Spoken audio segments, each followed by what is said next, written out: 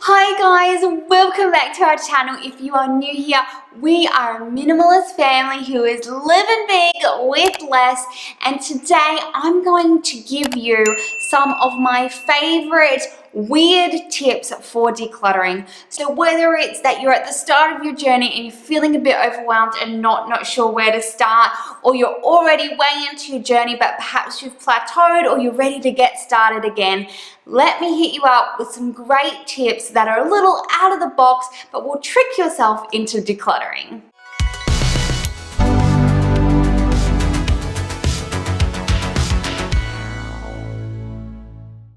Okay guys, if you know me, you know I'm a bit quirky and I love little tips that either trick your mind or trick you into making jobs that don't seem that exciting or we procrastinate about doing and making them either fun or quicker or easier.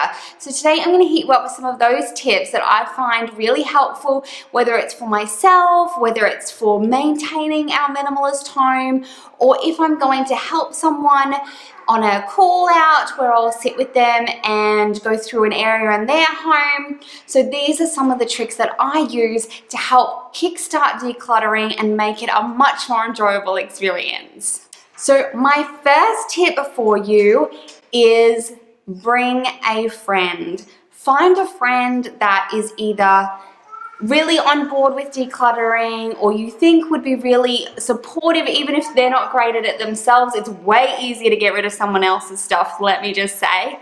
But someone who's going to support you letting go of things. This makes the experience so much more fun. It stops procrastination, so you're not going to keep procrastinating about doing a job because your friend has come over to do it, so you're going to do it.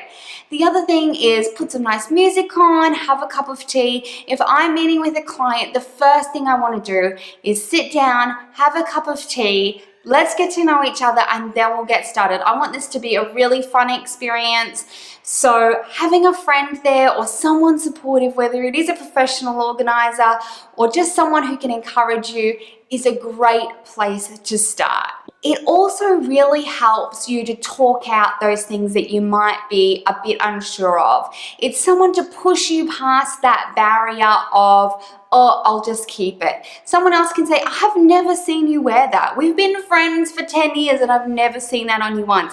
And then it's just that reaffirmation of, oh, I don't really need it. Or they might say, hey, I've got those at home. If you ever need them, come over and borrow them. But they're just people that push us past that initial threshold to let something go. So a good supportive friend is a great place to start.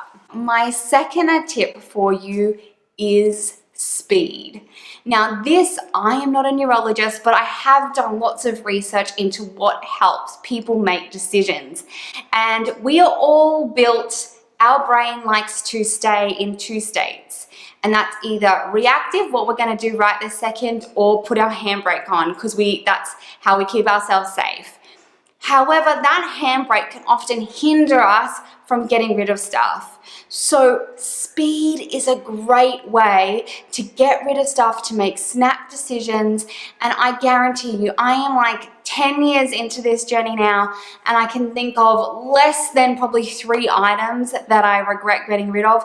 And of those 3 items, I could replace them all in a second. So please don't be worried about that. But fast, quick decisions are going to help you break through those barriers and get rid of a lot more stuff. It also helps you build momentum because you're going really fast and you're making those decisions. And as you start to let go of stuff, I've said it before, I'll say it again, decluttering is like an onion. And once you start unwrapping those initial layers, you're going to get better and better because you're going to be building on your wins. And the faster you do it, the quicker that happens. So one of the little things I do is sometimes I say, let's just work for 10 minutes. Let's work for 10 minutes on this area. We'll set a timer. It's like beat the clock. How many things can you find in that time? It's just a great way to get yourself started, particularly if you're feeling a bit overwhelmed. You can do anything for 10 minutes, right? It's not that long. Challenge yourself. You can either set a number in this 10 minutes. I'm going to try and find 15 things that I want to leave the house. And that's just a great way to get started and get through those initial layers. My third tip for you, and I think this goes really under-recognized in the minimalist community, and that is decluttering with purpose. So decluttering doesn't just have to mean throwing stuff away. It can mean just getting things out of your home that you no longer love or use. So what I find is if you have a separate purpose to just decluttering as a whole, particularly if you find it really hard to let things go, that decluttering with a purpose then sends it to someone else or something else that is going to make it more useful. So you're not just throwing it in the rubbish, and it also helps to give those items value. So this is what I would suggest, is to get a basket and then give it a purpose. So I'm going to get a basket and I'm going to find some wonderful things to donate to a women's shelter, whether it's clothes or beauty products I haven't used, that sort of thing. And then I'm giving those items a purpose, and I'm also, in my head, I'm not thinking about letting these items go, I'm thinking about how much they're going to bless somebody else. The same can be done for items that don't live in your home.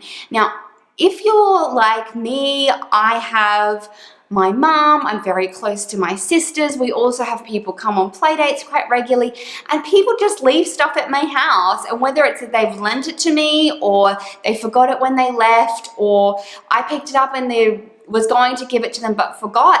So sometimes I just grab a box of stuff that I need to give back to people, and then I can take it and give it back.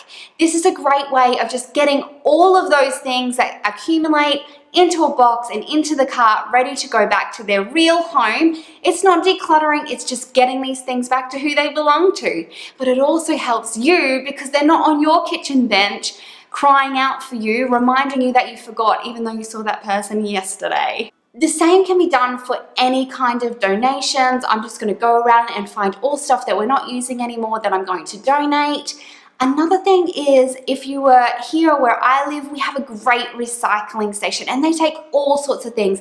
Dead batteries, old e-waste, cardboard, all sorts of things, scrap metal. So sometimes if we have to go to, say, we've got a whole heap of boxes, then I'll quickly do a run around the house and see, is there anything else? Do we have any old batteries lying around? Is there any scrap metal from furniture we're not using that's lying around that I can take with me and make this a full load? It's a bit like when you run around to fill your dishwasher or your washing machine, exactly the same. It just gives your brain a different purpose, particularly if you find letting items go really hard. You're giving them a new purpose, and it's much easier to let them go, and you get the space. My fourth tip for you is keep your decluttering, like me, short and sweet. You do not have to have a whole weekend or a whole day or a whole afternoon even. You can just declutter a really small space in whatever time you have. Whether that's while the kettle boils or while you're cooking dinner or the 15 minutes while your kid's having a sleep and instead of scrolling, you're going to do just 15 minutes of decluttering. You don't wait for the perfect time. Just do a very small space. So whether that's, a drawer, a shelf in your cupboard, a small section of your counter, your dining room table, the little entry table in the front of your house that accumulates stuff because the kids leave it there when they come in. Make it a really small space, but get it all done. So even if it's just one small section of your kitchen bench that you get done, that's something you've achieved. It's something that's clear now. You didn't have to set aside a whole day, and all those little spaces, they add up. And it's great for maintaining minimalism as well. So we're always bringing new stuff into our homes. We're always changing and growing, which is wonderful, but so do our needs change and the things that we keep in our house.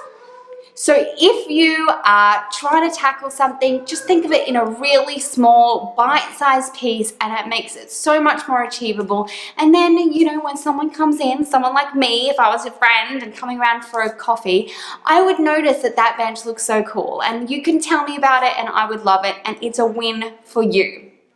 So guys, I hope you like some of these little unconventional tips to trick yourself into decluttering and getting things out of your home and into the hands of others that can need it.